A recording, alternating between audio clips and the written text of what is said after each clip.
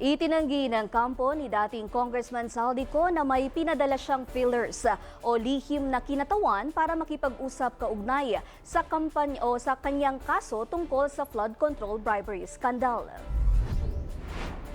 Ayon sa kanyang abogado na si Rui Rondain, walang otorisadong komunikasyon si Ko sa Office of the Ombudsman o kanino mang opisyal ng gobyerno, taliwas sa pahayag ni Ombudsman Jesus Crispin Remulla.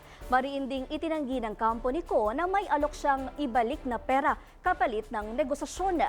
Giit ng abogado, walang ninakaw na pondo kaya wala ring dapat isauli. Sinabi rin niyang ang mga video statement ni Ko ay layong ilahad ang kanyang panig at ilantad umano ang katiwalian ng ilang matataas na opisyal, ngunit hindi pa ito pinapansin ng administrasyon. Ayon pa sa abogado, handang umuwi si Ko sa Pilipinas para harapin ang mga paratang at linisin ang kanyang pangalan, pero gagawin lamang niya ito kapag ligtas na ang kanyang seguridad.